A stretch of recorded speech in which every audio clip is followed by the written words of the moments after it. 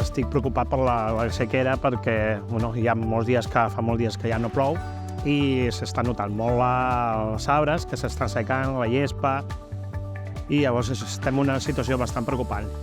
Nosaltres el que intentem fer és un ús responsable de l'aigua que fem servir per netejar els carrers de la ciutat, els contenidors, per dins, per fora. Quan la gent ens veu treballant regant, ens pregunta si es pot regar, si no es pot regar. Nosaltres mirem de respondre que sí, que sabem que no es pot regar, que és un reg de supervivència d'arbres i que l'aigua és no potable domèsticament, que ve de la depuradora. El agua proviene de la depuradora de Sabadell y es un agua recuperada, es un agua no potable y no apta para el consumo.